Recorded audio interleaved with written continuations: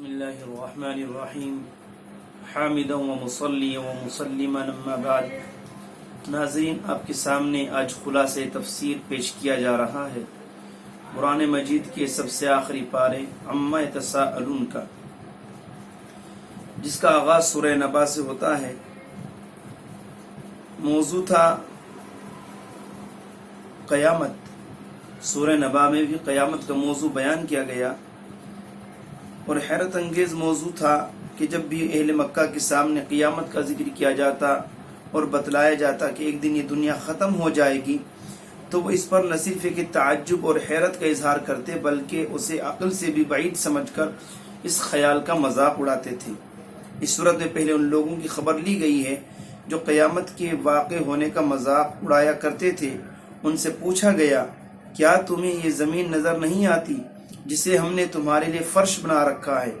ان اونچے پہاڑوں کو دیکھو جنہیں ہم نے زمین کی میخیں بنا دیا ہے. خود کو دیکھو، تمہیں مردوں اور عورتوں کے جوڑوں کی شکل میں پیدا کیا ہے. اپنی نیند پر نظر ڈالو، اس کے ذریعے تم چاق و چوبند ہو جاتے ہو. دن رات کی گردش پر غور کرو جو تمہاری ضرورت کے مطابق باقاعدگی کے ساتھ مسلسل جاری ہے. آسمانوں کا مضبوط نظام، سورج کی روشنی، بارشوں کی آمد اور بارشوں کے ذریعے نباتات کی پیداوار، اور یہ ساری چیزیں تمہارے فکر و تدبر کے لیے کافی نہیں؟ اور کیا ان سے یہ نہیں سمجھ میں آ رہا ہے کہ اس نظام کائنات کا چلانے والا کوئی ایک دانا، حکیم اور قادر مطلق ہستی ہے؟ اس صورت میں آخرت کا ذکر کرتے ہوئے روز جزا کی منظر کشی بھی کی گئی کہ اس دن کوئی بلا اجازت زبان بھی نہ کھول سکے گا، چھ جائے کہ کسی کو بخشوانے کا دعویٰ کرے. صرف وہ لوگ بول سکیں گے جنہیں اذن کلام ہوگا اور صحیح بات کہیں گے. اس کے بعد سورہ نازعات کا موضوع بھی قیامت اور مرنے کے بعد کی زندگی ہے. اس زندگی کا انکار کرنے والوں سے یہ سوال کیا گیا کہ تمہیں دوبارہ پیدا کرنا زیادہ دشوار ہے یا اس وسیع و عریض کائنات کو عدم سے وجود میں لانا دشوار ہے؟ جس اللہ نے یہ کام کر دیا کہ عدم سے ایک چیز کو وجود میں لا دیا گیا، اس کے لیے دوبارہ زندہ کرنا کیوں مشکل ہوگا؟ آخر میں کفار کے اس سوال کا جواب بھی دیا گیا کہ قیامت کب آئے گی. جواب دیا کہ اس کا علم صرف اللہ کو ہے، رسول کا کام خبر دینا ہے. اگلی سورۃ سورہ عبس ہے. اس کے شان نزول کے متعلق روایات میں یہ واقعہ بیان کیا گیا. ایک مرتبہ اللہ کے رسول علیہ الصلوۃ والسلام مکے کے کچھ سرداروں کو لے کر بیٹھے ہوئے تھے اور آپ انہیں اسلام قبول کرنے پر آمادہ فرما رہے تھے. اتنے میں ایک نابینا صحابی ابن ام مکتوم رضی اللہ تعالیٰ عنہ حاضر خدمت ہوئے اور اسلام کے متعلق کچھ پوچھنا چاہا. اللہ کے رسول کو مداخلت ناگوار محسوس ہوئی اور آپ نے ان سے کچھ بے رخی برتی اور ان کے ساتھ بے توجہی کا برتاؤ کیا. اس پر یہ آیات نازل ہوئی، تر شروع ہوئے اور اعراض کیا. پیغمبر نے اس بات پر کہ ان کے پاس ایک نابینا آئے، آپ کو کیا معلوم، شاید وہ نیک ہو جاتے یا پیغمبر ان کو نصیحت کرتے تو وہ نصیحت ان کو فائدہ پہنچا دیتی. اور جو آپ کی دعوت سے بے نیازی برت رہے ہیں، آپ ان کے پیچھے پڑے ہیں. ان آیات میں اللہ کے رسول کو مشفقانہ انداز میں اس امر کی طرف توجہ دلائی گئی کہ آپ ان سرداروں پر اتنی توجہ نہ دیں. یہ لوگ تو آپ کی بات ماننے والے نہیں ہیں. جو لوگ دین کے سلسلے میں آپ کے پاس آ رہے ہیں ان پر کامل توجہ دیجیے، یہ سدھر سکتے ہیں اور آپ کی نصیحت ان کے لیے سود مند ہو سکتی ہے. سلسلہ کلام کا رخ کفار مکہ کی طرف پھیرتے ہوئے ان سے ارشاد فرمایا گیا کہ اس روز آدمی اپنے بھائی، اپنی ماں، اپنے باپ، اپنی بیوی، اولاد سے بھاگے گا. ان میں سے ہر شخص کا حال یہ ہوگا کہ کسی کو اپنے سوا کسی کا ہوش نہ ہوگا. سورہ تکویر شروع ہوتی ہے جس کا موضوع آخرت اور رسالت ہے. آخرت کے تعلق سے فرمایا کہ جب سورج بے نور ہو جائے گا، ستارے بکھر جائیں گے، پہاڑ اڑنے لگیں گے وغیرہ وغیرہ، اس دن نامہ اعمال کھولے جائیں گے.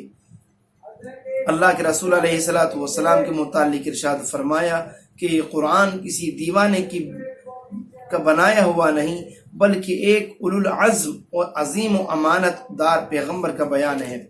سورہ انفطار میں بھی قیامت کے ہولناک منظر بیان کیے گئے. اس دن انسان سے پوچھا جائے گا کہ تجھے کس چیز نے اپنے رب کریم کے بارے میں دھوکے میں ڈال دیا؟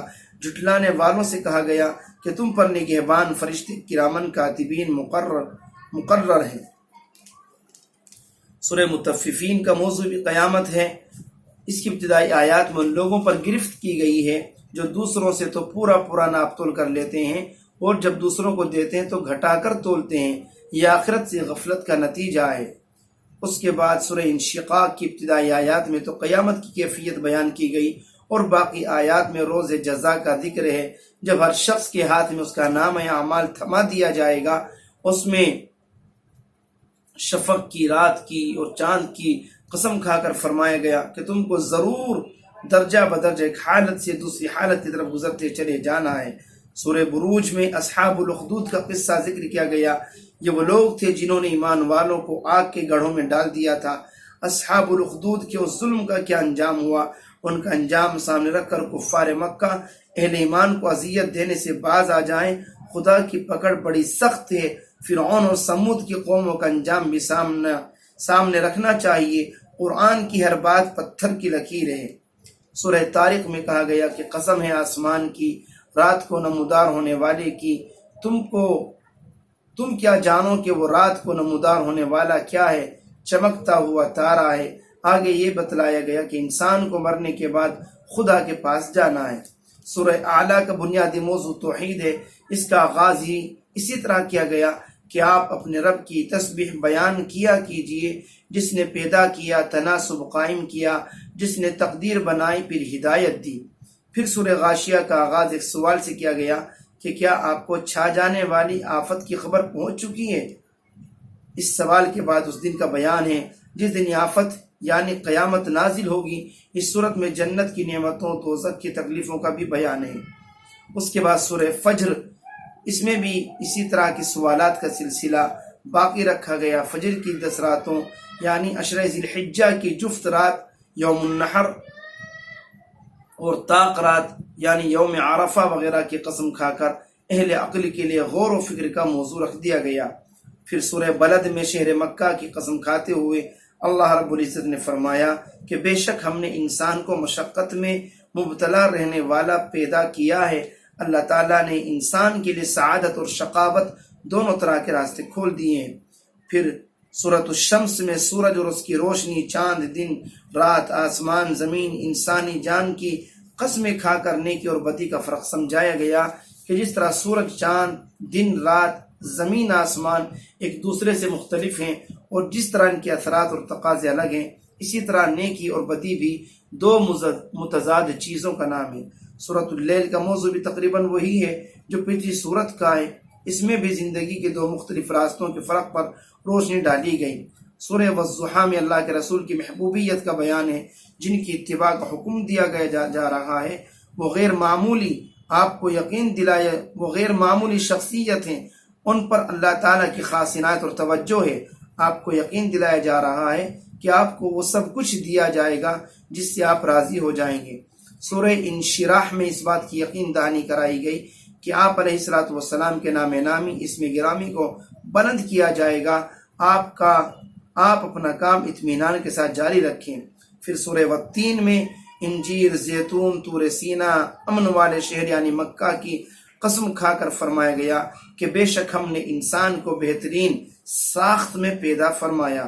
لوگ دو ہی طرح کے ہو سکتے ہیں، ایک وہ جو اللہ کے رسول پر ایمان لائیں اور عمل صالح کریں، دوسرے وہ جو اللہ کے رسول کی تکذیب کریں۔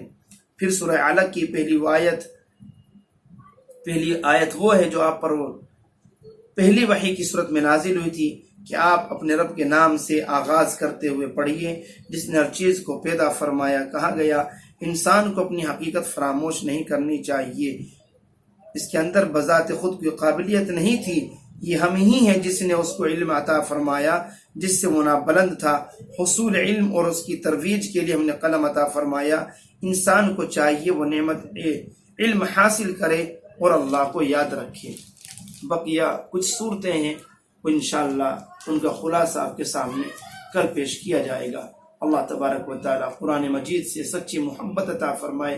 آمین۔ وما علینا الا البلاغ المبین۔